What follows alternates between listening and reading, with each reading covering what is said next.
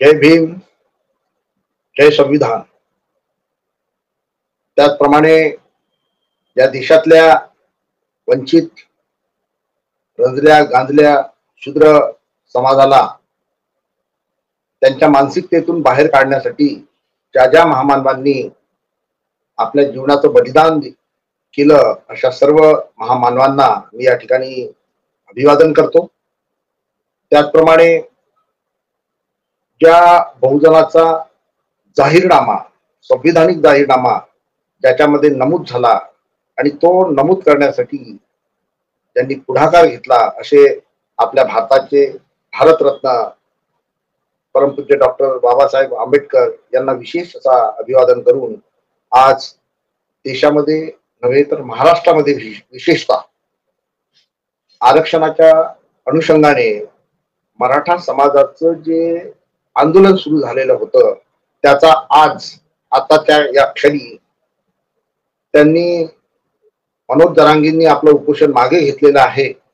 आणि ते उपोषण मागे घेताना शासनाचे जे लोक होते, मंत्री होते, त्याच्यामध्ये त्याच्यानंतर समितीचे पदाधिकारी होते, या पदाधिकाऱ्यांनी आणि जरांगे पाटलांनी त्यांच्यासोबत चर्चा करून त्यांना परत एक मुदत दिलेली आहे. आणि ती मुदतीचं ते अल्टिमेटम त्यांना मराठ्यांना आरक्षणाच्या संदर्भात त्यांना दिलेलं आहे. आता हे शासन कशा पद्धतीने पुढचा निर्णय घेते आणि पुढचा निर्णय घेताना महाराष्ट्रातल्या आज जी काही बोलणी झाली आहे ती महाराष्ट्रातल्या एका जातीच्या नेत्यासोबत ती बोलणी झालेली आहे. हे विशेष या महाराष्ट्रामध्ये उर्वरित मागासवर्गीय समजल्या जाणाऱ्या जवळपास 400 ओबीसी मधल्या 400 जाती हे दृश्य प्रत्यक्ष पाहत असतील. त्या 400 जातीपैकी निदान 100 जातीचे लोक तरी कदाचित आपल्या घरी बसून हे दृश्य पाहत असतील. त्या सर्व ओबीसी बांधवांना माझं या ठिकाणी निवेदन आहे की जरांगे पाटलांनी आपल्या जातीची एकजूट आपलं आरक्षण मिळवण्याकरता केली, त्या पद्धतीची एकजूट ओबीसी समाजाला केल्याशिवाय ओबीसीचे हक्क आपल्याला मिळणार नाही. आज या निमित्ताने मी जरांगे पाटलाचं अभिनंदन करतो की त्यांनी आपल्या समाजाच्या आरक्षणासाठी आपल्या अटीवर सरकारला आपल्या जवळ बोलवलं आणि सरकारला काही गोष्टीसाठी मात्र कुठेतरी 2-3 तास विचार विनिमय करून त्यांच्याकडून वदवून घेतलं की मराठ्यांना या पद्धतीने आम्हाला आरक्षण पाहिजे आहे. आणि सरकारने त्याला काही अंशी होकार दिलेला आहे. पुढे काय होते काय नाही याविषयी आम्ही सुद्धा वेट अँड वॉचच्या भूमिकेत हा संपूर्ण ओबीसी समाज राहील. प्रश्न असा आहे की जरांगे पाटलाची सुरुवातीची जी अट होती की आम्हाला ज्यांच्या नोंदी कुणबी आहेत त्यांना, त्या मराठ्यांना कुणब्याचं प्रमाणपत्र द्यावं. त्यानंतर काही दिवसानंतर त्यांनी दुसरी मागणी पुढे केली की सरसकट सर्व मराठ्यांना कुणब्याचं प्रमाणपत्र देण्यात यावं. आणि जोपर्यंत जरांगे पाटील वंशावळ आणि महसूल नोंदीच्या अनुषंगाने ज्या ज्या मराठ्याकडे कुणब्याच्या नोंदी असतील त्यांना कुणब्याचं प्रमाणपत्र देण्यासाठी आमच्या राष्ट्रीय ओबीसी महासंघातर्फे किंवा ओबीसी समाजातर्फे कुठलाही आक्षेप नव्हता आणि असू शकत नाही. कारण त्या ज्या अटी आहेत त्या अटी आम्ही आमच्या संपूर्ण महाराष्ट्रात पाळतो आहे. सरकारच्या त्या निर्णयाला आम्ही सर्व साक्षीदार आहोत.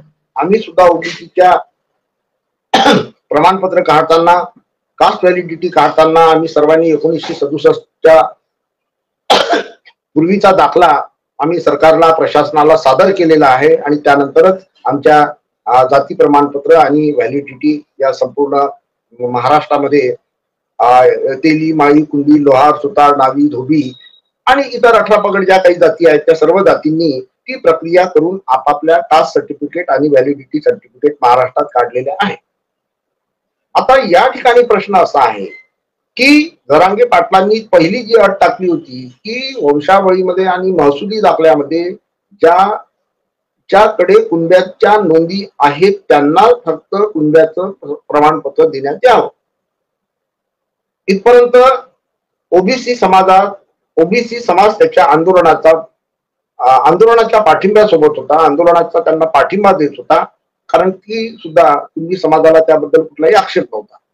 परंतु ज्या वेळेस सरसकट सर्व मराठ्यांना कुणब्याचं प्रमाणपत्र देण्यात यावं आणि सर्व मराठ्यांचं ओबीसीकरण करण्यात यावं हा मुद्दा आणि ही अट जेव्हा पुढे आली, त्या अटीमधून मात्र संपूर्ण ओबीसी समाजामध्ये एक रोष निर्माण झाला आणि इतका रोष निर्माण झाला की अनेक जिल्ह्यामध्ये ओबीसीचे आंदोलन झाले, उपोषण झाले, भव्य मोर्चे झाले आणि त्या मोर्चामधून ओबीसी समाजाने आपला रोष सरकार समोर व्यक्त केला आणि सरकारने सुद्धा त्याची दखल घेतली.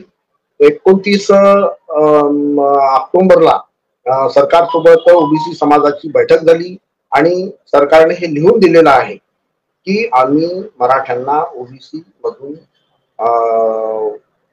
प्रमाणपत्र म्हणजे मराठ्यांना ओबीसीचं कुणब्यांचं प्रमाणपत्र देणार नाही, पण ज्यांच्याकडे कुणब्याच्या नोंदी आहेत त्यांना मात्र प्रमाणपत्र देऊ. आता सरकारने हे जर आम्हाला लिहून दिलेलं आहे म्हणून संपूर्ण ओबीसी समाज हा अत्यंत शांतपणे वेट अँड वॉच आजपर्यंत पाहत होता. आता यानंतर राज्यातल्या ज्या विविध संघटना आहेत त्या विविध संघटनांचे सगळे आता उद्याला परवाला त्याच्यानंतर सगळे त्या संघटनांच्या प्रतिक्रिया येतील. पण आज या ठिकाणी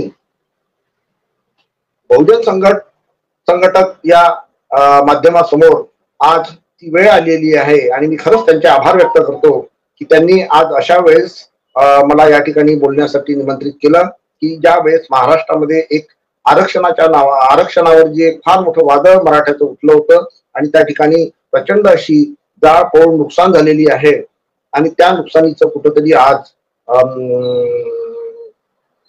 परिमार्जन झालं म्हणून आपण त्याला ते संपलं आहे आणि आज मराठे या ठिकाणी शांत झालेले आहेत. परंतु ते आंदोलन अजूनही त्यांनी पूर्णपणे संपवलेलं नाहीये, ते आंदोलन स्थगित केलेलं आहे. आता हे सगळं आंदोलन या ठिकाणी करण्यामध्ये आपण थोडस इतिहासात गेल्याशिवाय आपल्याला लक्षात येणार नाही की कालपर्यंत म्हणजे साधारणतः शिवाजी महाराजांच्या काळापर्यंत जर आपण विचार केला तर शिवाजी महाराजांच्या काळामध्ये दोन गट होते, एक शेती करणारा आणि एक कारागिरी करणारा. आणि कारागिरी करणारा हा एक समाज आणि शेती करणारा हा एक समाज आणि शेती आणि कारागिरी करणाऱ्यामधून एक तिसरा समाज जो होता तो सैनिकी समाज होता, जो वेगवेगळ्या राज्याच्या मोहिमेवर सैनिकीसाठी निघत होता, सैनिक म्हणून निघत होता आणि सैनिकाचा काळ त्यांनी घालवल्यानंतर उर्वरित काळामध्ये तो शेती करायचा किंवा आपला इतर व्यवसाय करायचा. असा हा तो काळ असताना त्या ठिकाणी हा जो समाज आहे, हा समाज जो आहे, हा समाज म्हणजे या महाराष्ट्रातला मूळ समाज आहे, ओबीसी समाज आहे. आणि त्याच्यामध्ये ब्राह्मणाच्या अनुषंगाने वर्ण व्यवस्थेने ज्यांना स्पृश्य आणि अस्पृश्य म्हणून ठरवल्या गेलेला असा जो एक समाज होता तो त्या वर्ण व्यवस्थेमध्ये तो सुद्धा त्या काळामध्ये होता. परंतु या सर्वावर शिवाजी महाराजांनी आपल्या राज्यामध्ये अत्यंत कुशलतेने या सर्व समाजाला अत्यंत समतेने नांदवण्याचा प्रयत्न केला आणि ते नांदवत त्यांनी आपलं नाव संपूर्ण महाराष्ट्रामध्ये नव्हे तर जगामध्ये सुद्धा रोशन केलं. त्याची दखल इंग्रजांनी सुद्धा घेतली आणि ती दखल घेत असताना शिवाजीचे जे गुण आहेत त्या शिवाजीच्या सगळ्या गुणाचं एक फार मोठं लिखित असं साधन संपत्ती आपल्याकडे उपलब्ध आहे. म्हणून शिवाजी महाराज या ठिकाणी अत्यंत मोठे आणि या संपूर्ण बहुजन समाजाचे होते. महात्मा फुल्यांनी सुद्धा शिवाजी महाराजांना कुणब्याचा राजा असं म्हटलं आहे. आपल्या पोवाड्यामध्ये त्यांनी जेव्हा म्हटलं आहे तो कुणब्याचा राजा म्हटला आहे. याचा अर्थ असा की शिवाजी महाराज हे कुणबी होते. आता शिवाजी महाराज जर कुणबी होते तर शिवाजी महाराजांच्या काळानंतर हे सैनिक हे मराठी केव्हा झाले हा प्रश्न इतिहासामध्ये अजूनही अनुत्तरित आहे. याला वेगवेगळे दाखले दिले जातात. महाराष्ट्राचं नाव पडण्यामागे मराहट्ट म्हणतात, मराठा म्हणतात किंवा मराठा हा बाणा आहे म्हणतात. ह्या सगळ्या गोष्टी सगळ्या इतिहासामध्ये जर आपण गेलो तर हा प्रचंड फार मोठा इतिहास आहे. पण या इतिहासामध्ये आपल्याला हे लक्षात घेतलं पाहिजे की शिवाजी महाराजांच्या काळामध्ये ज्या प्रशासनिक नोकऱ्या होत्या त्या प्रशासनिक नोकऱ्यामध्ये जे देशमुखी होती, जी पाटीलकी होती, हे सगळे आपल्या त्या अधिकाराने अत्यंत सशक्त बनले होते कदाचित हेच सरंजामदार म्हणून मराठी म्हणून आता आपल्याला दिसत असतील. यांच्याकडे शेत्या धनधान्य या सगळ्या दृष्टीने कालही ते समृद्ध होते आणि आजही ते समृद्ध आहेत. त्या अनुषंगाने महाराष्ट्राचा इतर जो भाग आहे म्हणजे मराठवाडा असो, विदर्भ असो किंवा कोकणातला काही भाग असो, हा जो भाग आहे त्या काळाच्या नुसार हा अत्यंत दुर्लक्षित, मागासलेला आणि अति दुर्गम अशा स्वरूपात इथलं राहणीमान जीवनमान होतं. आणि म्हणून या ठिकाणी आपल्याला हा मुद्दा लक्षात घ्यायचा आहे की त्या शिवाजी महाराजांच्या काळामध्ये असणारी देशमुखी आहे, वतनदारी आहे किंवा फडणवीस आहे, गडकरी आहे, ही सगळी पदं आहेत. पण ही पदं आज आडनावांनी धारण केलेली आहेत आणि ही आडनावं ही ज्या जातीमधून आली आहे त्या जातीमधूनच आज एक फार मोठे सरंजामदार या महाराष्ट्रामध्ये निर्माण झालेले आहेत. ज्या ज्या ठिकाणी शिवाजी महाराजांच्या नातेवाईकांचं राज्य निर्माण झालं, मग ते नागपूरचे भोसले असो किंवा इंदोर पर्यंत जर आपण गेलो किंवा इकडे मध्य प्रदेशामध्ये गेलो तर हे सर्व आपल्याला या ठिकाणी सरंजामदार हे त्या काळातले मराठे आजही मराठे म्हणून स्वतःला मिळवत होते. म्हणजे ज्या काळामध्ये मराठी हे अत्यंत शूरवीर, सरंजामदार, धनधान्य संपन्न असताना आणि इतर समाज हा अत्यंत दुर्लक्षित, मागास, हलाखीच्या परिस्थितीत असताना पुढे काळ जेव्हा सरकला आणि इंग्रजाचा काळ जेव्हा निर्माण झाला, या ठिकाणी आला, इंग्रज आले आणि इंग्रजाच्या काळानंतर या ठिकाणी एक प्रशासनिक व्यवस्था निर्माण व्हायला सुरुवात झाली. आणि या मधल्या काळामध्ये जे व्हायचं नको ती पेशवाई जी आली आहे आणि त्या पेशवाईने या संपूर्ण महाराष्ट्राला एक अत्यंत क्रूर अशी वागणूक या समाजाला मिळाली आणि त्या क्रूर वागणुकीतूनच या बहुजन समाजामध्ये ही संघर्षाची भावना निर्माण झालेली आहे. ती भावना निर्माण होण्यामागं की या समाजाला त्या काळामध्ये ही क्रूरतेची वागणूक मिळाल्यामुळे या समाजामध्ये अशिक्षितपणा, मागासलेपणा, त्याच्यानंतर त्यांच्या सामाजिक चालीरीती सुद्धा अत्यंत हीन ठरवण्यात आलेल्या असल्याने या समाजाच्या मनामध्ये कुठेतरी मागासलेपणाची एक भावना निर्माण झाली आणि हा समाज या संपूर्ण व्यवस्थेमध्ये कुठेतरी मागे पडला आणि नंतर इंग्रजाच्या काळामध्ये हा मागे पडल्यामुळे हा संपूर्ण समाज परत मागच्या मागे राहत गेलेला आहे. त्यानंतर महात्मा फुल्यांनी थोडीशी या ठिकाणी अत्यंत फार मोठी अशी या समाजासाठी एक महत्वाची क्रांती केली आणि महात्मा फुले या संपूर्ण सामाजिक क्रांतीचे अग्रदूत आहेत. त्यांनी जर हा पुढाकार घेतला नसता किंवा त्यांच्या मनामध्ये ही सामाजिक संघर्षाची जाणीव निर्माण जर झाली नसती आणि ती जाणीव निर्माण होण्याचं कारण म्हणजे इंग्रजाचं राज्य. इंग्रजाचं राज्य त्या ठिकाणी थोडस ह्युमॅनिटी साईडनं आपण त्याचा जर विचार केला तर इंग्रजाच्या राज्यामध्ये मानवता ही काही अंशी असल्यामुळे महात्मा फुलेला त्या ठिकाणी शिक्षणाची संधी मिळाली आणि महात्मा फुलेंना शिक्षणाची संधी मिळाल्यामुळे महात्मा फुलेच्या मनामध्ये जे विचार आले ते विचार त्यांनी प्रत्यक्ष त्या ठिकाणी त्यांनी अनुभवले आणि त्या अनुभवातून त्यांनी आपल्याला स्वतःला डे बाय डे, दिवसेंदिवस त्याला ते प्रगत करत गेले आणि आपल्या समाजावर होत असलेल्या अन्याया संदर्भात इंग्रजाकडे सुद्धा ती मागणी मांडत राहिले आणि लिखाण करत गेले आणि त्यांनी केलेली मागणी, त्यांनी केलेलं लिखाण हा आमच्यासाठी फार मोठा इतिहासाचा ठेवा आहे. हा आजच्या या आधुनिक भारत निर्माण होण्याच्या या प्रक्रियेमधला एक फार मोठा दुवा आपल्याला महात्मा ज्योतिबा फुलेच्या नावाने मिळतो आहे. पुढे तो असा शाहू महाराजांनी अत्यंत समृद्धपणे चालवला. शाहू महाराज जरी राज्यकर्ते होते पण त्यांच्या मनामध्ये या समाजाविषयी कुठेतरी तळमळ निर्माण झाली आणि तळमळ निर्माण होण्याचं दुसरं कारण म्हणजे की शाहू महाराजांवर जे ब्राह्मणी व्यवस्थेने जे अत्याचार केले आणि त्या अत्याचारामधून त्यांच्या मनामध्ये या समाजाविषयी अत्यंत आपुलकीची भावना निर्माण झाली आणि म्हणून मग त्यांनी या समाजाला न्याय देण्यासाठी 1902 मध्ये आरक्षणाची सुरुवात केली. त्याला आपण शाहू महाराजांना आपण जवळपास आरक्षणाची जनक असा आपण संदर्भ त्यांच्यासाठी देत असतो. आणि शाहू महाराजांच्या नंतर म्हणजे महात्मा फुलेचा वसा, शाहू महाराजांचा वसा आणि पुढे हा वसा डॉक्टर बाबासाहेब आंबेडकरांनी संविधानाच्या माध्यमातून घेतला आणि संविधानाच्या माध्यमातून घेत असताना हा जो समाज आहे, प्रगत समाज आहे, जो सरंजामदार समाज आहे, हा समाज मात्र अत्यंत चांगल्या, सुदृढ आणि संपन्न अवस्थेमध्ये होता आणि या समाजामध्ये शेती, धनधान्य, सामाजिक रुबाब हा सगळा अंतर्भूत असल्यामुळे या समाजाचं, या उर्वरित समाजाकडे पाहण्याची जी दृष्टी असेल, ती दृष्टी ती काहीशी अशी सशक्त नव्हती किंवा ती आरोग्यदायी नव्हती. म्हणजे हा समाज स्वतःला ब्राह्मणापेक्षा कमी आणि इतरापेक्षा वर अशी भावना या समाजामध्ये निर्माण झाल्यामुळे या समाजामध्ये एक स्वतंत्र असा अहंकार निर्माण झाला आणि कुठेतरी हाच सरंजामदार प्रवृत्ती जी आहे ती प्रवृत्ती महाराष्ट्रामध्ये आपल्याला मराठ्यांच्या रूपाने आपल्याला आलेली दिसते. हा दोष व्यक्तिशः त्यांचा नाहीये, हा दोष त्यांच्या त्या परिस्थितीमध्ये त्यांच्याजवळ सत्ता, साधन, संपत्ती या ज्या व्यक्तीकडे येतात त्या व्यक्तीमध्ये साधारणतः हे जे एक सामाजिक मोठेपणा आहे किंवा सामाजिक एक अहंकार आहे हा निर्माण होतो आहे आणि तो नैसर्गिक आहे, त्याला कुठेही येत नाही. पण ज्यावेळेस मात्र हा दोष कमी करण्याच्या ऐवजी हा दोष वाढत गेला आणि शाहू महाराजांनी जेव्हा त्या या सर्व वंचित अस्पृश्य अशा मागासलेल्या समाजाच्या शिक्षणाची वसतिगृह स्थापन केली, त्यांच्यासाठी शाळा स्थापन केल्या, त्यांच्यासाठी नोकऱ्याची निर्मिती केली.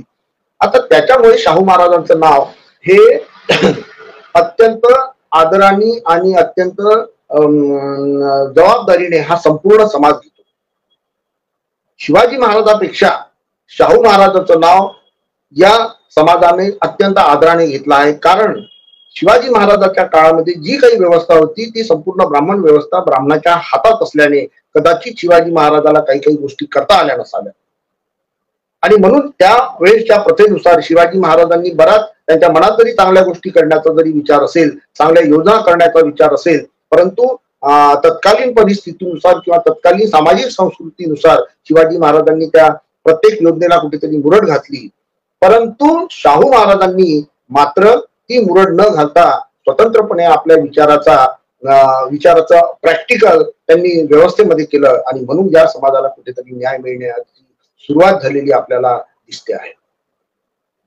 पुढे प्रत्येक वेळेस बाबासाहेबांनी या ठिकाणी आपल्याला बाबासाहेबांचा विचार जर करायचा झाला तर महाराष्ट्रामध्ये हा जातीची जी व्यवस्था आहे या जातीची व्यवस्था ही एकत्रित करण्याचं काम संविधानानं केलं आणि संविधानामध्ये डॉक्टर बाबासाहेब आंबेडकर आणि जी संविधान समिती होती त्या संविधान समितीनं अत्यंत जबाबदारीनं हे सगळं काम केलं.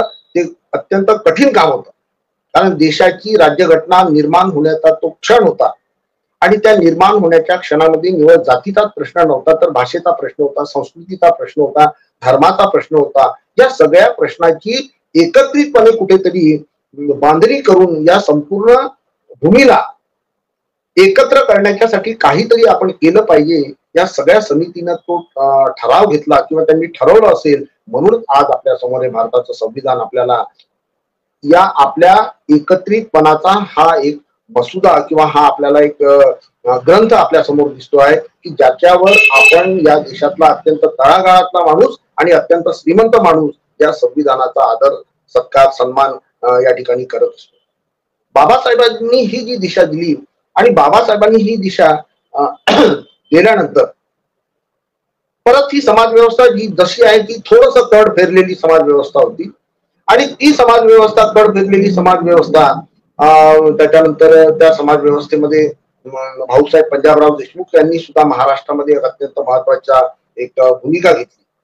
भाऊसाहेबांनी त्या काळामध्ये लोकांना कदाचित भाऊसाहेबांना त्याची जाणीव झाली असावी की या पद्धतीने कुठेतरी कम्युनिटीला आरक्षण मिळणार नाही किंवा कम्युनिटीची डेव्हलपमेंटच्या योजना होणार नाही, तर जातीच्या विकासाच्या योजना होतील आणि त्या कोणत्या जातीच्या विकासाच्या योजना होतील याची जाणीव भाऊसाहेबांना झाल्यामुळे भाऊसाहेबांनी त्या काळामध्ये महाराष्ट्रामधल्या विशेषतः या सरंदार मराठ्यांना असं म्हटलं की तुम्ही कुणबी व्हा. हे भाऊसाहेबांचं जे वाक्य आहे किंवा भाऊसाहेबांना हा जो दिलेला संदेश आहे हा संदेश इतिहासात नमूद करण्यालायक आहे की भाऊसाहेबांनी हे वाक्य काळाची पावलं ओळखून दिलं होतं. आता कुणबी व्हा याचा अर्थ का की कुणबी व्हा याचा अर्थ तुम्ही स्वतःला जे ग्रेट समजता, स्वतःला तुम्ही जर मोठं समजता ते तुम्ही मोठे नाही आहे. तुम्ही शेतकरीच आहात पण तुम्ही स्वतःवर एक मोठेपणाचं लेबल लावून बसला आहात. कृपया ते लेबल हटवा आणि कुठेतरी सर्वसामान्य लोकांसोबत या, म्हणून तुम्ही कुणबी व्हा. महाराष्ट्रातल्या विदर्भातल्या ज्या लोकांनी ऐकलं त्याच्यामध्ये विदर्भातल्या ऐकणाऱ्या लोकांची संख्या जास्त होती, म्हणून तुम्हाला एक लक्षात येईल की विदर्भामधले बहुतेक कुणबी हे कुणबीच आहेत, त्यांच्या वंशावळीमध्ये कुठेही मराठा हा शब्द नाहीये. परंतु भाऊसाहेबांचा न ऐकणाऱ्या जिल्ह्यामध्ये सुद्धा पुढे ज्यांच्या मनामध्ये हा अहंकार असा कायम राहिला, तो अहंकार आज आपल्याला मराठा या नावाने या महाराष्ट्रामध्ये आज या आंदोलनाच्या स्वरूपात आपल्याला दिसतो आहे. प्रत्येक वर्ग या ठिकाणी मागासलेला आहे किंवा नाही हे ठरवण्याची जी एक निकष आहे, हे निकष ठरवण्यासाठी संविधानामध्ये जी तरतूद केली होती ती तरतूद होती कालेलकर आयोग होता. पण कालेलकर आयोगाने या ठिकाणी कालेलकर आयोगाने म्हणजे आयोग स्वतः तयार केला, पण त्या आयोगाला मात्र स्वतःच नाकारल्यामुळे जवळपास 25 वर्षापर्यंत ते कालेलकर आयोग हे जे आहे हे बंद डब्यामध्ये पडून राहिलं. त्याची आठवणही कुणाला झाली नाही. आणि त्याच्यामुळे काय झालं की ओबीसी समाजामध्ये स्वतःच्या हक्काची जाणीव ही जवळपास झालीच नाही. आणि ती झाली नसल्यामुळे ओबीसी हा स्वतःला ओबीसी समजण्याच्या ऐवजी तो त्या जातीवाला मोठं करून समजायचा. म्हणजे मग तो कुणबी असो, तेली असो, माळी असो, नावी असो, धोबी असो, लोहार असो, सुतार असो, आगरी असो, भंडारी असो, हे सगळे स्वतःला ओबीसी नमस्ता स्वतःला त्या जातीचे समजायला लागले. आणि ते जातीचे समजायला लागल्यामुळे संविधानामधलं जे एकत्रीकरणाचं जे धोरण होतं, ते ओबीसीचं जे धोरण होतं, ते धोरण त्या ठिकाणी आपल्याला या ठिकाणी म्हणजे लक्षात येत नाही. परंतु पंजाबराव देशमुखांनी काय म्हटलं होतं की आरक्षण हे महार मागासाठी आहे, आरक्षण घेऊन आम्हा महार मागाच्या पंक्तीत बसू इच्छित नाही. मात्र आज हेच मराठे आरक्षणासाठी मराठा समाजाला ओबीसी प्रवर्गात सामील करून इच्छितात व त्याकरिता मोठी मोठी आंदोलने उभारतात. खरी गोष्ट आहे. भाऊसाहेबांनी ज्यावेळेस संधी दिली की तुम्ही मागासलेले आहात आणि तुम्ही आमच्या सोबतच या, तुम्ही स्वतः मागासले असल्यामुळे तुम्ही स्वतंत्र नाही, तुम्ही मागासलेले म्हणून या, आमच्या सोबत या. परंतु त्यावेळेस तो त्यांच्यामधला जो एक मोठा भाव होता, अहंकार भाव होता, त्या भावामुळे हे सगळ्या मराठ्यांनी जवळपास स्वतःला त्यापासून दूर ठेवलं.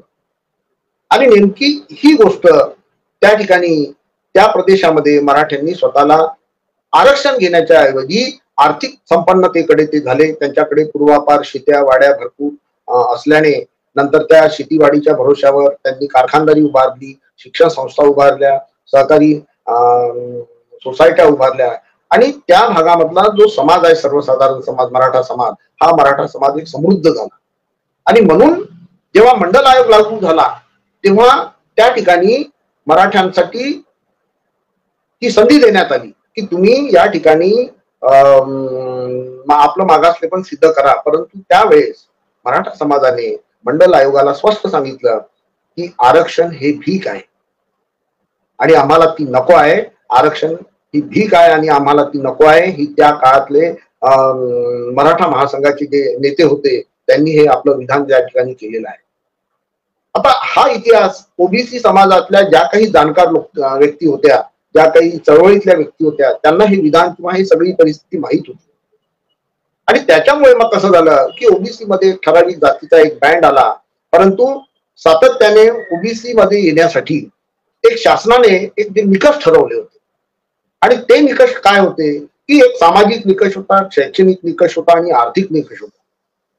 या 3 निकषामध्ये साधारणतः सामाजिक निकषामध्ये जवळपास 4 निकष होते, शैक्षणिक निकषामध्ये जवळपास 7 निकष होते आणि आर्थिक निकषामध्ये जवळपास 3 निकष होते. असे एकूण 11 निकष सामाजिक निकष होते. आणि ज्या जातींना ओबीसी मध्ये प्रवेश करायचा आहे त्या जातींनी या निकषाची कसोटी पार करायची आहे. आणि ज्या ज्या जातींनी या कसोट्या पार केल्या त्या सगळ्या जातीचा समावेश मंडल आयोगात झाला. सुरुवातीला मंडल आयोगामध्ये जवळपास 277 जाती होत्या, एवढ्या जाती नव्हत्या. परंतु प्रत्येक वेळेस या कसोट्यामध्ये उतरून त्या त्या जातींनी राज्य मागासवर्ग आयोग, राष्ट्रीय मागासवर्ग आयोग हे जाती ओबीसी मध्ये येण्याचे एक रस्ते आहेत, या रस्त्याचा वापर या सर्व जातींनी केला आहे, त्यांच्या नेत्यांनी केला आहे, त्यांना जसजशी जाणीव झाली त्या पद्धतीने केलेलं आहे. मग ते गोपीनाथराव मुंडे असोत, भुजबळ साहेब असोत किंवा इतर कोणी जे काही ज्या ज्या जातीचे असतील त्या प्रत्येक जातीने हे निकष पार करत ओबीसी मध्ये आपला समावेश करण्याचा प्रयत्न केला आणि त्यांनी त्या पद्धतीने स्वतःला ओबीसी समजून घेतलं आणि म्हणून त्या ठिकाणी आज ओबीसीची संख्या ही जवळपास 394च्या आसपास आज राज्यामध्ये ओबीसीची संख्या आहे. हे निकष पार करण्याची संधी मराठा समाजाला जेव्हा देण्यात आली तेव्हा मराठा समाजाने ती संधी सुरुवातीला नाकारली, नंतरच्याही काळात नाकारली.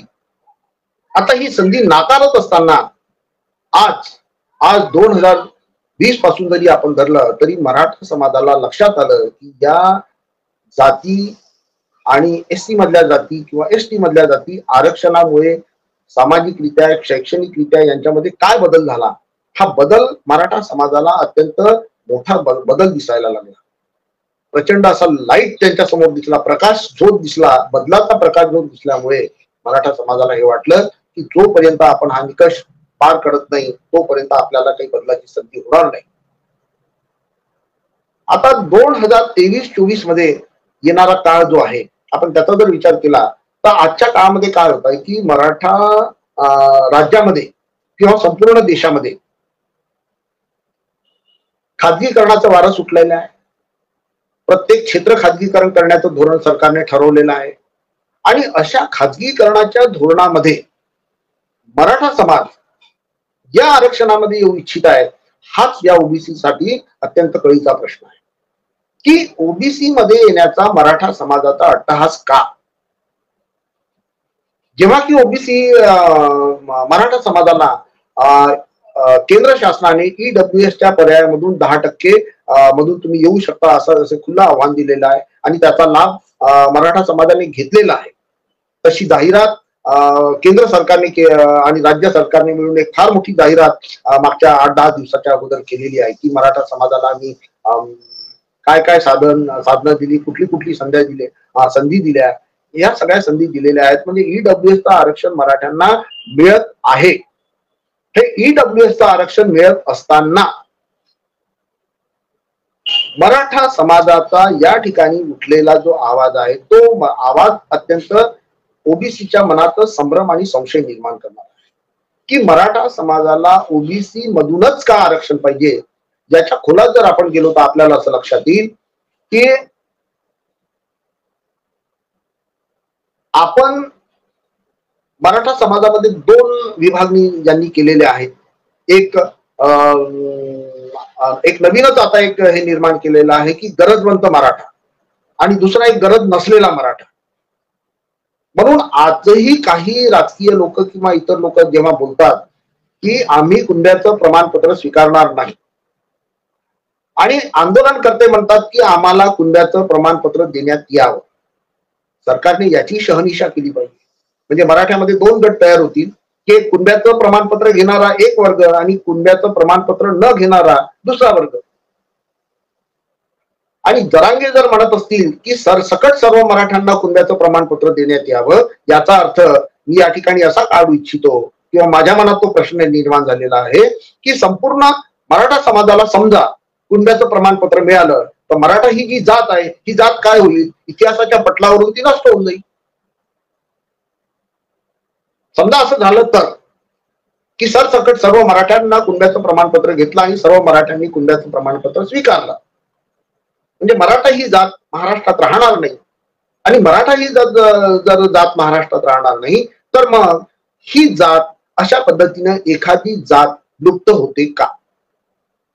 हा माझ्या जे ऐकत असतील पाहत असतील त्यांच्यासमोर हा माझा प्रश्न आहे. दुसरा माझा एक प्रश्न आपल्या समोर आहे, सर्व प्रेक्षकासमोर एक प्रश्न आहे की एका जातीमधून दुसऱ्या जातीमध्ये जाता येते का.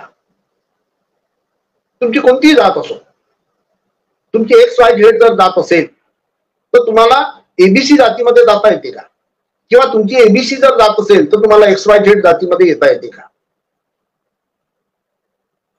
हा प्रश्न या ठिकाणी मला विचारायचा वाटतो. आणि हे जात बदलवण्याचा अधिकार कुणाला आहे.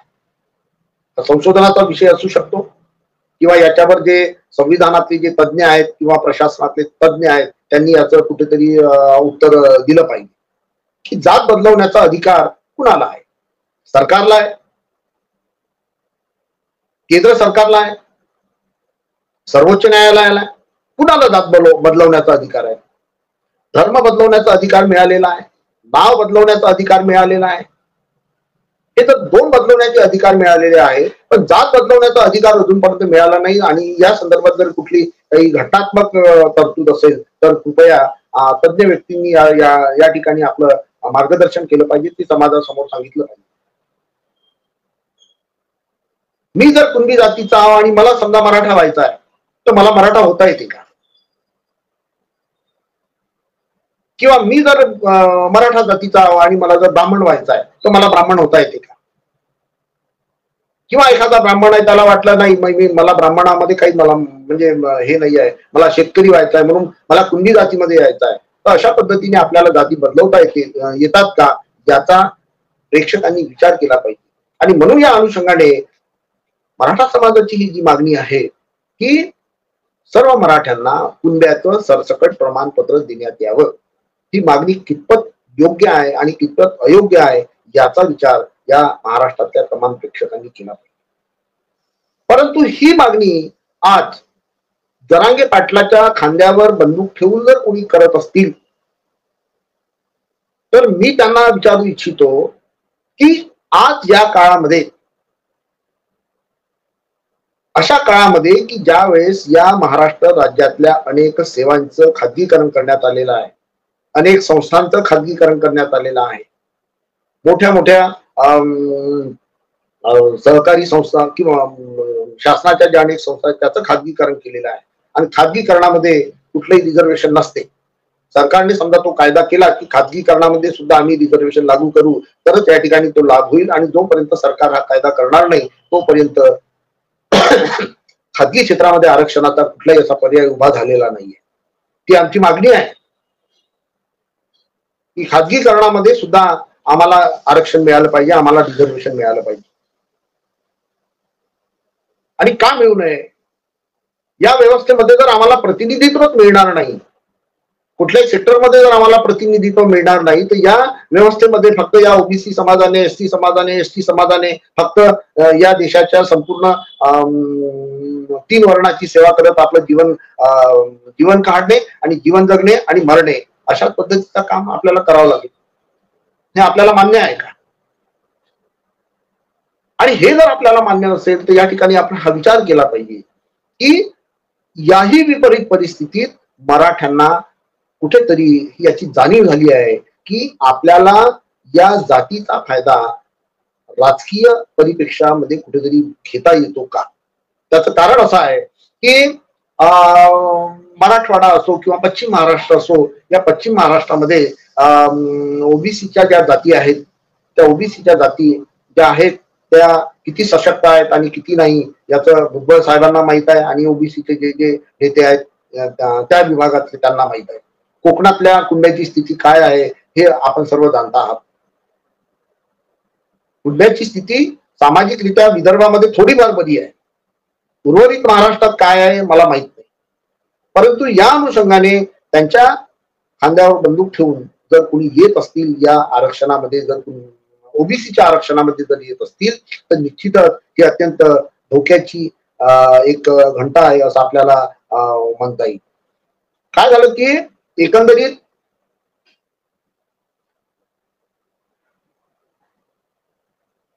महाराष्ट्राची जर आपण स्थिती पाहिली तर महाराष्ट्रामध्ये 1960 ते 1960 पासून म्हणजे महाराष्ट्र राज्याच्या स्थापनेपासून तर आज 2023 पर्यंत साधारणतः 24 मुख्यमंत्री झालेले आहेत. या 24 मुख्यमंत्र्यांमध्ये जवळपास 16 वेळा मराठा जातीचे मुख्यमंत्री झालेले आहेत, 4 वेळा ओबीसी जातीचे मंत्री आहेत. त्याही ओबीसीच्या जातीमध्ये मी बॅरिस्टर अब्दुल रहमान अंतुले यांना धरलेला आहे, कारण त्यांची जात जी आहे ती मनसुरी जात आहे. त्याच्यानंतर कन्नौवार साहेब आहे, त्यांची जात बेलदार आहे. त्याच्यानंतर वसंतराव नाईक साहेब आहेत, त्यांची जात बंजारा आहे. आणि त्याच्यानंतर सुधाकरराव नाईक आहे, त्यांची जात बंजारा आहे. म्हणजे भटक्या विमुक्तामधले सुद्धा ओबीसी मध्ये येतात, म्हणून यांचा प्रवर्ग ओबीसी या ठिकाणी सांगितला आहे. ओबीसी मध्ये फक्त हे 4 मंत्री एकदाच शेड्यूल कास्ट समाजाचा एक मुख्यमंत्री झालेला आहे, ते सन्माननीय सुशील कुमार शिंदे, आणि 2 वेळा ब्राह्मण मुख्यमंत्री झालेले आहेत. हा मुख्यमंत्र्याचा एकंदरीत अपडेट जर आपण पाहिलं तर या राज्यामध्ये 16 वेळा मुख्यमंत्री असलेले मराठा समाजाचे नेते आपल्या काळामध्ये मराठा समाजाला आरक्षण का देऊ शकले नाही, का देऊ शकले नाही. आणि हा 2023 पर्यंत ही वेळ यावी की मराठा समाज वारंवार आज आरक्षणासाठी उठत आहे. का उठत आहे? किंवा जेव्हा नोकऱ्यामध्ये आरक्षण होते, प्रमोशन मध्ये आरक्षण होते, शिक्षण संस्थांमध्ये आरक्षण होते आणि प्रत्यक्षात ते राबवल्या जात होते, तेव्हा मराठ्यांनी सरकारला आरक्षण मागितलं नाही. पण जेव्हा भाजपने खाजगी करून आरक्षण हे प्रभाव शून्य केलं, तेव्हा मात्र मराठे ओबीसी कॅटेगरीतून आरक्षण मागत आहे आणि आरक्षणाची मर्यादा वाढवून ते वेगळे आरक्षण मागत नाही. त्याचं कारण आपण शोधले पाहिजे की येणाऱ्या काळामध्ये ओबीसी साठीही राजकीय क्षेत्रात आरक्षण लागू होईल, तेव्हा मराठे त्यांच्या निरंकुश राजकीय सत्तेतून बाहेर होतील. हा धोका त्यांना आज दिसत आहे. राजकारण ही सत्तेची किल्ली आहे, चाबी आहे, आणि ती चाबी प्रत्येक समाजाला वाटते की ती आपल्या हातात असावी. ती 16 वेळा या महाराष्ट्राने मराठ्याच्या हातात दिली. म्हणजे ज्या काळामध्ये हे आरक्षण मागायला पाहिजे होतं त्या काळामध्ये ते आरक्षण न मागता आज ते मागत आहेत, ज्याचाच अर्थ कुठेतरी त्यांच्या मनामध्ये राजकीय अस्मितेची भीती जाणवायला लागली आहे.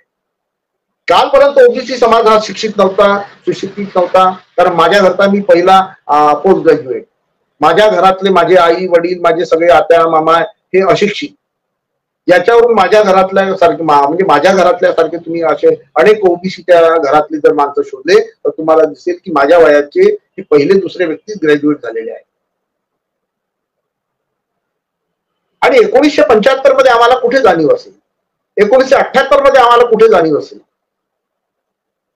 जी आजही ओबीसीच्या मुलामध्ये ओबीसी असण्याची जाणीव निर्माण झालेली नाहीये. अजूनही त्यांना या आरक्षणाचं महत्व समजलेलं नाहीये. त्यांच्यासाठी इंजिनिअरिंग, मेडिकलचे खाजगी कॉलेज काढून असे दालन खुले करून टाकलेले आहे. म्हणून ओबीसी समाजासमोर अत्यंत हा मोठा बिकट प्रश्न आहे की या ठिकाणी मराठा समाज समजा ओबीसी प्रवर्गामध्ये आला तर या ठिकाणी ओबीसीचं एकंदरीत जे आरक्षण आहे त्या आरक्षणाला किती इजा पोहोचू शकते याचा विचार सरकारने केला पाहिजे. आमची सरकारवर पूर्ण धास्ती आहे, म्हणजे आस्था आहे, त्यांच्यासोबत विश्वास आहे की त्यांनी ओबीसी प्रवर्गाला लिहून दिलेला आहे. त्या मीटिंग मध्ये जवळपास 100 ते 150 लोक होते. त्याच्यामध्ये आमच्या राष्ट्रीय ओबीसी महासंघाचे डॉक्टर बबनराव तायवाडे होते, प्रकाश शेंडगे होते, त्याच्यानंतर परिणय फुके होते, मुख्यमंत्री उपमुख्यमंत्री होते, आणि या सर्वांच्या समक्ष ओबीसी बहुजन विकासाचे मंत्री अतुल सावेजी होते, चीफ सचिव होते. या सगळ्यांच्या समक्ष आम्हाला लिहून देण्यात आला आहे की आम्ही मराठ्यांना कुणबी प्रमाणपत्र देणार नाही. पण आज जेव्हा जरांगे पाटलासोबत मी सरकारची चर्चा ऐकली आणि त्यांनी अजून त्याचे पूर्ण सगळे मिनिट्स खुले व्हायचे आहे, नेमकं काय बोलणं झालं त्या माईकमुळे लक्षात आलं नाही, परंतु सरकारने जी काही त्यांना 2 जानेवारी पर्यंत 3 जानेवारी पर्यंत जी मुदत दिलेली आहे त्या मुदतीमध्ये संपूर्ण महाराष्ट्रामध्ये दौरा करून ज्यांच्या नोंदी कुणबी असण्याच्या आहेत त्यांना कुणब्याचं प्रमाणपत्र देणार आहे. असं जर प्रामाणिकपणे या महाराष्ट्र राज्यामध्ये होत असेल तर आम्हाला ते अत्यंत त्यांचं आम्ही स्वागत करतो. कुणब्याचं प्रमाणपत्र मिळालंच पाहिजे. ते कदाचित त्या काळात त्यांना मिळालं नसेल, त्यांनी शोधाशोध केली नसेल. विदर्भातही अनेक लोकांना जातीची प्रमाणपत्र काढण्यासाठी अत्यंत अडचण होते, कारण जो समाज 50 वर्षाच्या अगोदर 60 वर्षाच्या अगोदर शिक्षणाचा लवलेश नव्हता, गंध नव्हता, त्या समाजाकडून लिखित डॉक्युमेंटचं मागणे त्या ठेवणे कोण करणार आहे. म्हणून समाज जसा शिक्षित होत जातो तसतशी जाणीव होते. आणि काल ओबीसी समाजामधल्या अनेक जातींना जाणीव झाली नसेल, पण आज मात्र ओबीसी समाजामधल्या जातींना ही जाणीव निर्माण झालेली आहे, आपल्या हक्काची जाणीव निर्माण झालेली आहे, अधिकाराची जाणीव निर्माण झालेली आहे, तो घटना समजायला लागलेला आहे, त्याला प्रशासन व्यवस्था समजायला लागली आहे. अशा जाणीव होण्याच्या काळामध्ये आमच्या तोंडासमोरून जर आमच्या संधी जर हिरावल्या जात असतील तर हा ओबीसी समाज कसा सहन? आणि ओबीसी समाजाने हे का सहन करा? मराठा समाजालाही बिलकुल आरक्षण मिळालं पाहिजे, मराठा समाजाला ते आरक्षण मिळालंच पाहिजे. ते आमचे भाऊ आहेत, सहकारी आहेत. आम्ही जर मागासलेले ठरवल्या गेलो आहोत, तेही जर मागास आरक्षण मिळून जर ते जर स्वतःला मागासले ठरवू इच्छितात किंवा ते जर मागासले होऊ इच्छितात, ते बॅकवर्ड होऊ इच्छितात, तर आम्ही त्यांचं स्वागत करतो. परंतु ते बॅकवर्ड होत असताना त्यांना स्वतंत्ररित्या बॅकवर्डचं किंवा मागासलेपणाचं आरक्षण सरकारने, राज्य सरकारने नव्हे तर केंद्र सरकारने दिलं पाहिजे. आणि म्हणून राज्याचे माजी मुख्यमंत्री सन्माननीय अशोक चव्हाण यांचा एक मुलाखत मी ऐकली आणि अनेक आमच्या राष्ट्रीय ओबीसी महासंघाचे अध्यक्ष डॉक्टर तायवाडे यांनी सुद्धा हा पर्याय दिला की ईडब्ल्यूएस मुळे आरक्षणाची जी 50% मर्यादा वाढलेली आहे ती वाढलीच आहे. आता सरसकट तुम्ही या ठिकाणी 50% बॅरियर तोडा. केंद्र शासनाने त्या पद्धतीने एक बिल अमेंडमेंट करावं आणि 50%ची मर्यादा तोडून त्यांची लोकसंख्या ज्या प्रमाणात आहे, मागच्या वेळेस ते 16-17 सांगत होते, पण सुप्रीम कोर्टाने त्यांना जवळपास 12% आता आरक्षण प्रोव्हाइड केलेलं होतं. एससीबीसी जे आरक्षण आहे त्या 12%चा त्यांना त्यांच्या लोकसंख्येच्या प्रमाणात त्यांना त्या 50%च्या बॅरियर तोडून 12%चं आरक्षण मराठ्यांना दिलं पाहिजे. म्हणजे या महाराष्ट्रामध्ये संपूर्ण एक फार मोठा एक मागासवर्गीय समाज निर्माण होईल, एससी, एसटी, ओबीसी आणि मराठी मिळून. आणि या पद्धतीने या संपूर्ण महाराष्ट्र राज्यामध्ये आपली एक शक्ती निर्माण होऊ शकते. परंतु तुम्ही दुसऱ्याच्या ज्यांना अगोदरच मिळालेलं नाही अशा लोकांच्या आरक्षणावर जर येत असाल, जरांगे पाटील असे बोलले की आम्हाला 50%च्या बाहेरचं आरक्षण नको आहे, आम्हाला 50%च्या आतलंच आरक्षण पाहिजे. हा जो त्यांचा अट्टहास आहे, हा अट्टहास कुठेतरी त्यांच्या मुखातून कुणीतरी बदलत आहे का असं आम्हाला म्हणजे जाणीव व्हायला लागली. आणि अशा पद्धतीने जर होत असेल तर या संविधानाचा किंवा आज या महाराष्ट्रामध्ये एकंदरीत पॉलिटिकल सिस्टमनी जो न्याय व्यवस्थेचा, संविधानाचा जो विस्कळीतपणा केलेला आहे त्याच्यावर मी या ठिकाणी बोलू इच्छित नाही. आज महाराष्ट्र अत्यंत, महाराष्ट्राला आपण फुले शाहू आंबेडकरांचा महाराष्ट्र म्हणतो, एवढ्या समृद्ध वारसा, समृद्ध परंपरा असलेल्या महाराष्ट्रामध्ये या पद्धतीने जर या एससी, एसटी, ओबीसी लोकांच्या जीवन मरणाचे प्रश्न जर हिसकावल्या जात असतील तर हा समाज या ठिकाणी कसा जिवंत राहील? हा कष्टकरी समाज आहे, हा शेतकरी समाज आहे, कारागीर समाज आहे, कुशल कारागीर समाज आहे. या समाजाच्या आधारावर हा संपूर्ण देश चालत असतो.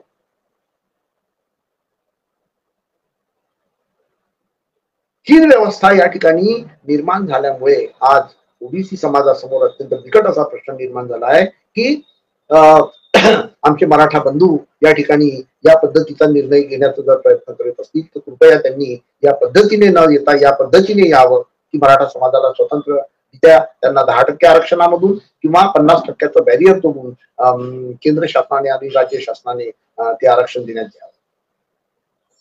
आणि या आरक्षणावर चर्चा करण्यासाठी एक विशेष अधिवेशन बोलवण्यात यावं. एक खुली चर्चा होऊन जाऊ द्या. आणि खुली चर्चा झाल्याशिवाय या समाजाच्या पोटामध्ये असलेलं जे दहा आहे तो दहा समोर येणार. आणि सरकार तो जो दहा आहे हा दाबण्याचा प्रयत्न करत असतो. मराठ्यामधला हा जो रोष दाबण्याचा प्रयत्न केला म्हणून मराठा समाजातले युवक आहेत, तरुण आहेत, अत्यंत उद्वेगाने त्यांनी जी काही तोडफोड केली मी त्याचं समर्थन करत नाही. जरांगे पाटलांनी सुद्धा त्याचं समर्थन केलेलं नाहीये.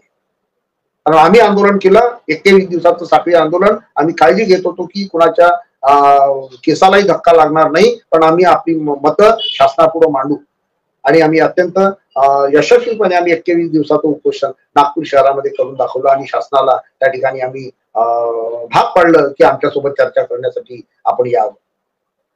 ओबीसी समाज हे करू शकते, पण एकंदरीत आज मराठा समाजाने जी या पद्धतीची भूमिका घेतलेली आहे ती अत्यंत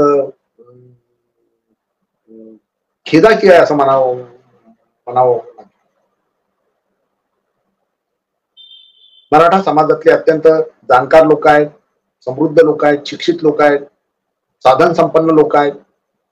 ज्या साधन संपन्न लोकांनी या आमच्या ओबीसी सारख्या छोट्या जातीमधलं आरक्षण जर देण्याचा प्रयत्न सरकार करेल, पुढे काय होईल अजून निश्चित मी या ठिकाणी मांडू शकत नाही. तर कुठेतरी या ओबीसी समाजाला सुद्धा आता आपल्या हक्कासाठी परत महाराष्ट्रामध्ये जागा व्हावं लागेल, ही भूमिका करावी लागेल, घ्यावी लागेल. आणि ओबीसी समाज या ठिकाणी थोडासा सक्षम झालेला आहे.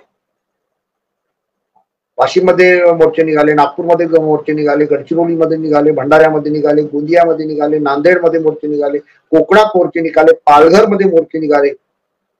संपूर्ण पश्चिम महाराष्ट्रात काही संपूर्णच मराठा समाज नाहीये. प्रत्येक गावात तेली, माळी, लोहार, सुतार, नावी, धोबी ह्या जाती असतातच, पण या छोट्या जाती असतात. आणि या छोट्या जातीचं अस्तित्व मोठ्या जातीने जर सांभाळलं नाही तर त्यांना नेहमी या मोठ्या जातीच्या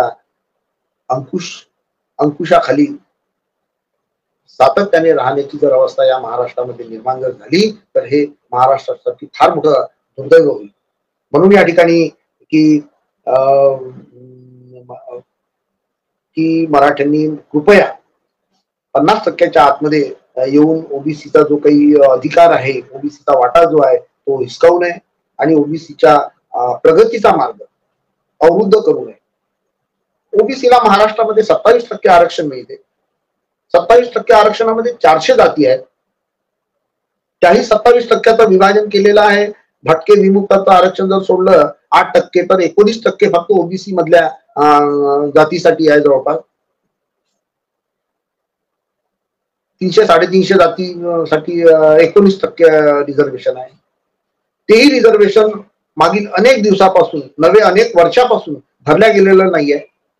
महाराष्ट्रामध्ये आज 19 पैकी जवळपास 6 ते 7% आरक्षण भरल्या गेलेलं आहे. बाकीचं आरक्षण जसं आहे तसंच आहे. म्हणून ओबीसीचा महाराष्ट्रामध्ये फार मोठा बॅकलॉग आहे. हा बॅकलॉग सरकार भरत नाही. सरकार प्रत्येक वेळेस 18,000 पोलिसांची भरती करू, 3,500 शिक्षकाची भरती करू, अमक करू, तमक करू या पद्धतीने सरकार सांगत असते, परंतु ओबीसीच्या वाट्याला त्या जागा येतच नाही. त्या जर जागा ओबीसीच्या वाट्याला आल्या नाही आणि विशिष्ट वर्गाच्या वाट्याला जर त्या जागा मिळत आहेत म्हणजे हा ओबीसीचा बॅकलॉग हे जर सरकार पूर्ण करू इच्छित नाही आणि मराठा बंधू या ओबीसीच्या आरक्षणामध्ये येऊन परत वाटे कधी जर होत असेल तर त्या मराठा समाजाला याच्यातलं काय मिळणार? आम्ही अगोदरच मागासलेले, अगोदरच शूद्र, आमच्या सोबत हे चांगल्या स्थितीतले मराठे आमच्या सोबत शूद्र व्हायला परत येत आहेत. हा विचार यांनी करायचा आहे. शासनकर्त्यांनी हा विचार करायचा आहे. जर शासनकर्त्यांनी यांनी विचार केला नाही तर मात्र या समाजाला कुठेतरी एक बंड निर्माण करावं लागेल. कुठेतरी एकत्रितपणाची, कुठेतरी संघटितपणाची बाब या ठिकाणी निर्माण होणे आवश्यक आहे. आज ओबीसीचे फक्त महाराष्ट्रातले एक 2-5 लोक ओबीसीच्या संदर्भात बोलतात. बाकी ओबीसीच्या बाबतीतले कुठलेच आमदार बोलत नाही, कुठले खासदार बोलत नाही. मताच्या गणितासाठी समजा तुम्ही ओबीसीच्या हिश्श्यासाठी बोलत नाही, ओबीसीच्या वाट्यासाठी बोलत नाही, मात्र सर्व माध्यम, सर्व राजकीय नेते एका जातीला समजवण्यासाठी किंवा एका जातीच्या अस्तित्वासाठी तुम्ही एवढं वाहून घेतलेलं आहे की माध्यमामध्ये प्रत्येक सेकंदाला मराठा मराठा दिसतो आहे. ओबीसी समाजावर जवळ ती साधन संपत्ती नाही आहे. याचा अर्थ ती साधन संपत्ती नाही आहे म्हणून ओबीसीला या पद्धतीने जर तुम्ही या एकंदरीत व्यवस्थेमधून जर बाहेर काढत असाल तर हे ओबीसी समाजाने कुठपर्यंत सहन करायचं आणि ओबीसी समाजाने हे का सहन करायचं अशी भावना प्रत्येक ओबीसी जातीमधल्या शिक्षित माणसाकडे, शिक्षित महिला, पुरुष, स्त्री यांच्यामध्ये निर्माण करण्याची गरज आहे. आपल्या जवळ एवढा फुले, शाहू, आंबेडकरांचा सशक्त असा वारसा आहे, तो आपल्याला त्या ठिकाणी सांगावा लागेल.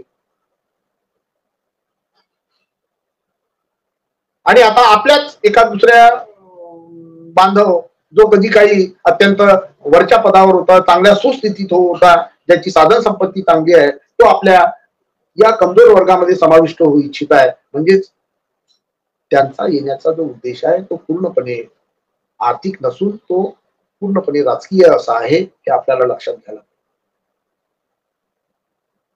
आमदार खासदार बनण्यासाठी नव्हे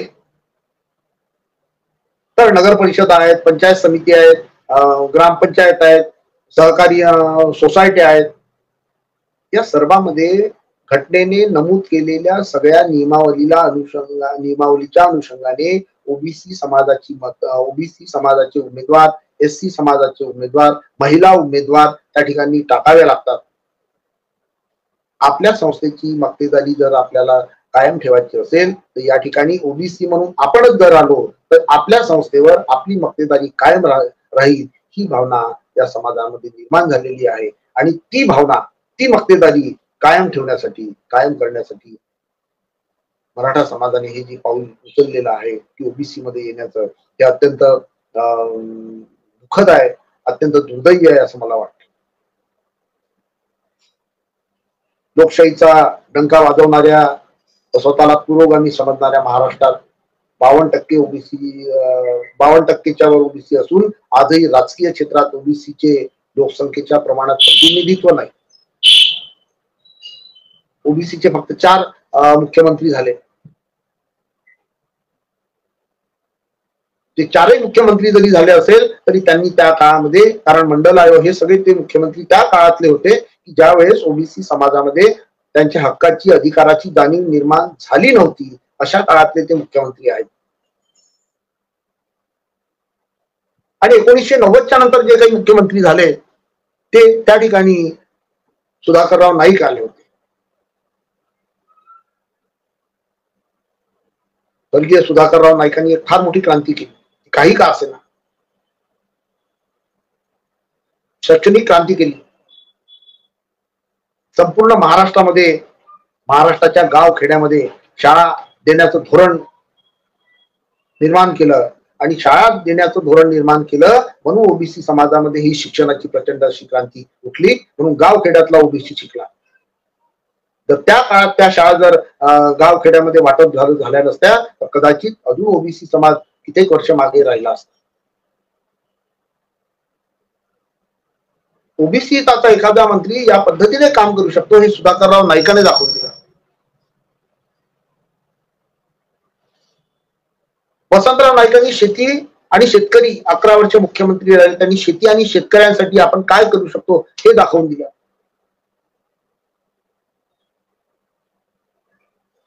तसं या लोकांनी आपल्या समाजाच्या हितासाठी, त्या समाजाच्या हितासाठी की जो मागे पडलेला समाज आहे त्याला वर उठवण्यासाठी जे प्रयत्न केले ते अत्यंत अभिमानास्पद आहेत आणि अभिनंदनपर आहेत. मग या समाजाचे जे काही 16 वेळा मुख्यमंत्री झाले त्यांनी आपल्या या समाजाला या पद्धतीने जर त्यांचं विकास, डेव्हलपमेंट जे काही करायचं होतं ते करू शकले असते.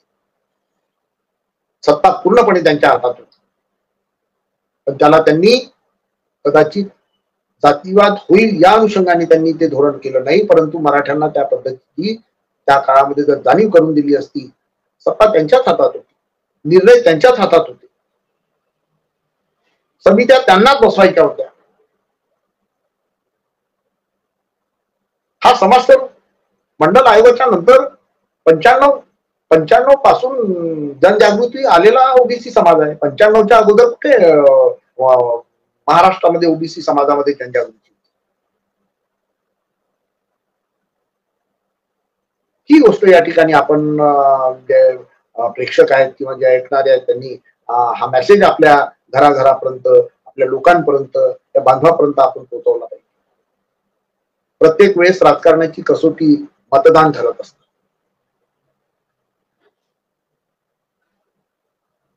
आजही महाराष्ट्र अत्यंत धोक्याच्या वळणावर उभा आहे. महाराष्ट्रात काय होईल, कोणतं राजकीय संकट येईल आणि कशा पद्धतीने होईल याची निश्चिती नाहीये. आज हजारो आशा वर्कर आंदोलनात उतरले आहेत, हजारो शिक्षक आज आंदोलनात उतरले आहेत. शाळा कॉलेज फार मोठे निर्माण झालेले आहेत, परंतु त्या शाळा शाळेच्या विद्यार्थ्यांना अजून शिष्यवृत्ती आली नाही. सरकारने घोषणा केली की आम्ही ओबीसी साठी 72 वसतिगृह बांधू. अजूनपर्यंत महाराष्ट्रामध्ये ओबीसीचे वसतिगृह नाही आहे. बरं झालं सुधाकरराव नाईकांनी गावखेड्यात शाळा काढल्या आणि आमच्यासारखे त्या काळात लोक कमीत कमी ग्रॅज्युएशन झाले. आज नागपूर पासून माझं गाव 200 किलोमीटर अंतरावर आहे. ही परिस्थिती आपण कुठेतरी समजून घेतली पाहिजे, याचा विचार केला पाहिजे. आणि म्हणून या ठिकाणी हा जो मराठा समाजाचा जो प्रश्न आहे, हा मराठा समाजाचा प्रश्न आपल्याला अत्यंत कळीचा असा प्रश्न आहे. शेवटी आपण बोलणारे आहोत, तुम्ही ऐकणारे आहात. तुम्हाला निर्णय करण्याची वेळ 5 वर्षातून एकदा येते, पण मात्र मन आणि मत घडवण्याची वेळ मात्र आपल्याजवळ जवळपास 5 वर्ष कायम असते आणि आपण तेच करत आहोत आजच्या या माध्यमातून. रेग्युलर मध्ये जेवढे काही न्यूज टीव्ही चॅनल आहेत, त्या एकही चॅनलवर आम्ही ओबीसीचा एखादा नेता बोलतो आहे आणि तो मांडतो आहे असं पाहतच नाही. बहुजन संघटक सारखे जे काही चॅनेल्स आहेत, आज या ठिकाणी माझ्या भावना व्यक्त करण्याची मला संधी मिळाली, असे फार कमी आहेत. आणि आता आपला बहुजन संघटक असो किंवा हे जे काही माध्यम आहेत, हेच आपले माध्यम आहेत. आपल्या भावना अभिव्यक्त होण्याचे हे माध्यम आहे. या माध्यमातूनच आपल्याला आपल्या भावना व्यक्त कराव्या लागतील, समजून घ्याव्या लागतील. तो जो मोठा डब्बा आहे, तो मोठा डब्बा कुठल्याही कामाचा नाही. त्याच्यावर आपल्याला जे पाहिजे आहे, आपल्या मतासाठी जे पाहिजे आहे, आपल्या हक्कासाठी जे पाहिजे आहे, ते आपल्याला दिसत नाही. आणि आपल्याला जे नको आहे ते आपल्याला दाखवलं जाते. आणि म्हणून या माध्यमातून आज हा जो विषय या ठिकाणी घेतलेला आहे की आज महाराष्ट्रामध्ये सगळे नेते हातात हात घालून काम करतात. कोण कोणत्या पक्षातून कुठे गेला, कोण कोणत्या पक्षातून कुठे गेला, कोणाची बाजू खरी आहे आणि कोणाची बाजू खोटी आहे, सुप्रीम कोर्टाला ठरवण्यासाठी आज 6-6 महिन्याचा अवधी लागताय. आमदार अपात्रतेचा जो कायदा आहे त्याला आज कुठेतरी धाब्यावर बसवून ठेवलेला आहे. त्याची आपल्याला कुठेही अंमलबजावणी होताना दिसत नाही. त्याला तारीखवर तारीख मिळत आहे, संधीवर संधी मिळत आहेत. आपण हतबल झालेला समाज या पद्धतीने आपण पाहत आहोत. पण आपण या पद्धतीने पाहत राहणार नाही. महात्मा फुलेंनी, बाबासाहेबांनी आपल्याला सांगितलं आहे की तुम्हाला या राखेतून उठावं लागेल, तुम्हाला विचार करावा लागेल, तुम्हाला वारंवार समाजाला समजून सांगावं लागेल. एक दिवस तुमचा नक्की, आणि ज्या दिवशी तो दिवस तुमचा येईल त्या दिवशी तुम्ही या पद्धतीने आपली क्रांतीची मशाल या ठिकाणी जिवंत ठेवू शकता. एकंदरीत धोरण काय आहे की शूद्राला राजकीय सत्तेत वाटा मिळू द्यायचा नाही. चातुर्वर्ण्याचं जे आहे, क्षत्रियांना राज्यकर्ते बनवायचं, त्यांना आशीर्वाद देण्याचं काम ब्राह्मण वर्गानं करायचं. राजाचं रक्षण करण्यासाठी प्रशासनात सर्व त्याचे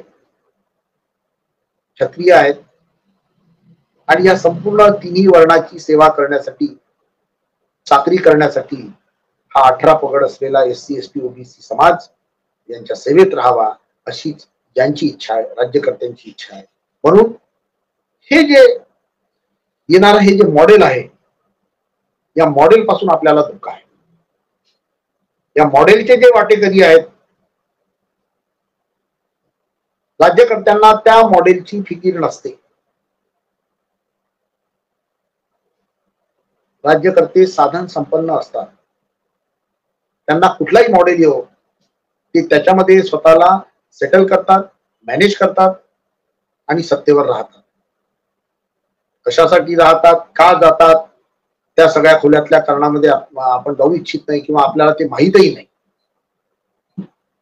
या ज्या भावना आहेत, या भावना आज आपल्या समोर व्यक्त करताना मला अत्यंत खेदानं म्हणावं लागते. ही आमची इच्छा नसताना जर अशा पद्धतीने आमच्या प्रवर्गामध्ये, आमच्या ओबीसी प्रवर्गामध्ये एखाद्या जातीचं जर अतिक्रमण होत असेल आणि कुठेतरी आमचा वाटा हिसकवला जात असेल, तर आमची येणारी पिढी निश्चितच पुनश्च त्याच वाटेकरी नव्हे तर भिक्षेकरीच्या मार्गावर लागल्याशिवाय राहणार नाही. आज सगळा देश त्या पद्धतीने चालवण्याचा प्रयत्न केला जात आहे. तो एक फार मोठा धोका या ठिकाणी येऊ घातलेला आहे. हिंदू राष्ट्र येऊ घातलेला आहे. 1925 ला ज्यांनी हिंदू राष्ट्राची बीजं रोवली होती, त्याला आज फळं यायला लागली आहेत आणि त्याची नांदी आपल्याला दिसली की या देशाच्या संसदेमध्ये सेंगोल आणून त्याच्या कर्मकांड पूजाविधीसाठी ज्या पद्धतीने एक फौज निर्माण केल्या गेली आणि ती फौज संपूर्ण देशाला दाखवल्या गेली, तो संपूर्ण कर्मकांडाचा विधी या देशाला दाखवला गेला की या देशात येणाऱ्या हिंदू राष्ट्राची ती नांदी आहे. आणि या नांदी मधला काही वाटेकरी, काही सहकारी अशा वेगवेगळ्या पद्धतीने एकत्र येत आहेत आणि हे सगळं एकत्र येऊन त्या संपूर्ण बहुजन समाजाला आपल्या सेवेसाठी या देशामध्ये वापरणार आहेत. आपण समज असेपर्यंत, आपल्या मेंदूची क्षमता कार्यरत असेपर्यंत, तो ओबीसीचा प्रश्न असो, एससीचा प्रश्न असो, एसटीचा प्रश्न असो, याच्यावर कुठेतरी आपल्याला संपूर्णपणे एकत्रित व्हावं लागेल. अन्यथा या देशामध्ये फार मोठा बदल होऊन जाईल आणि एससी, एसटी, ओबीसी मायनॉरिटीचं शोषण मात्र सातत्याने, अविरतपणे या देशामध्ये सुरू राहील. ही वेळ जर आपल्यावर येऊ द्यायची नसेल तर माझ्या बांधवांनो, भगिनींनो, हा प्रचार आपल्याला करायला पाहिजे आणि यांचे जे मनसुबे आहेत, या व्यवस्थेचे जे मनसुबे आहेत, ते मनसुबे आपण हाणून पाडले पाहिजे आणि कुठेतरी या देशामध्ये सेक्युलर, समता, इक्वॅलिटी, फ्रॅटर्निटी, जस्टिस हे जे मूल्य आहे, या मूल्यांना जागवण्याचा शेवटपर्यंत प्रयत्न करणे हे आपलं काम आहे. ते आपल्याला करावं लागेल.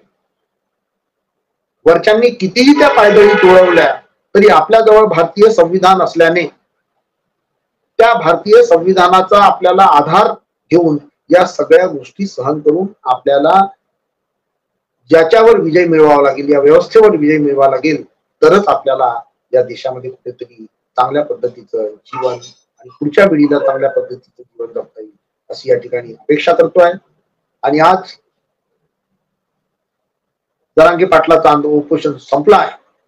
शासनातल्या अनेकांनी अत्यंत सुटकेचा निश्वास टाकलेला आहे आणि महाराष्ट्रामध्ये आता कुठेही जाळपोळ होणार नाही अशा पद्धतीचे एक वातावरण निर्माण होण्याची प्रक्रिया सुरू होईल. अनेकावर जे काही गुन्हे दाखल झालेले आहेत त्या संदर्भात शासन काय ठरवते काय नाही हा प्रश्न वेगळा आहे, परंतु आपण महाराष्ट्रातल्या इतर ठिकाणी राहणाऱ्या सर्व लोकांनी या सगळ्याची जाणीव आपल्याला ठेवणे आवश्यक आणि या प्रवृत्तीला आपल्याला कुठेतरी शह देण्यासाठी आपण रक्ताने शह देऊ शकत नाही, आपण आपल्या मताने शह देऊ शकतो. बाबासाहेबांनी या देशामध्ये एक क्रांती केली, रक्ताचा एक थेंब न सांडवता क्रांती केली आणि जगामध्ये ती क्रांती अत्यंत मोठी क्रांती समजल्या जाते, ती म्हणजे धम्मक्रांती. बुद्धाच्या विचाराचं आचरण करण्याची क्रांती या ज्याच नागपूरच्या दीक्षाभूमीवर घडली, ज्याच्यामध्ये रक्ताचा एक थेंबही न सांडता लाखो लोकांनी आपल्या मताचं परिवर्तन केलं. म्हणून कदाचित आज या ठिकाणी आपल्याला हे दिवस पाहायला मिळाले आणि म्हणून या ठिकाणी मी या सर्व महामानवाचे या ठिकाणी ऋणात राहू इच्छितो आणि यांच्या ऋणात राहून यांच्या आदर्शापासून ही प्रेरणा मला सातत्याने मिळत राहो अशी अपेक्षा करतो आहे. आणि या ठिकाणी आज बहुजन संघटक या माध्यमाने अत्यंत या विषयावर मराठ्यांच्या विषयावर जी एक संधी प्रदान केली त्याबद्दल मी त्यांचे या ठिकाणी आभार व्यक्त करतो, अभिनंदन करतो. आणि बहुजन संघटकला आपण लाईक केलं पाहिजे, सबस्क्राईब केलं पाहिजे, कारण आपल्याजवळ रेग्युलर मीडिया नाही आहे. म्हणून बहुजन संघटक असो, नॅशनल दस्तक असो किंवा इतर काही जे काही SC ST OBCच्या प्रश्नाला जे नेहमी समोर आणतात, त्यांच्या यात्रा दाखवतात, अशा सगळ्या चॅनल्सला आपण सहकार्य केलं पाहिजे एवढीच या ठिकाणी अपेक्षा करतो. सर्वांना या ठिकाणी जय भीम, जय संविधान आणि पुनश्च एकदा आपणा सर्व प्रेक्षकांचे आभार व्यक्त करतो आणि मी माझ्या शब्दाला या ठिकाणी विराम देतो आहे. धन्यवाद.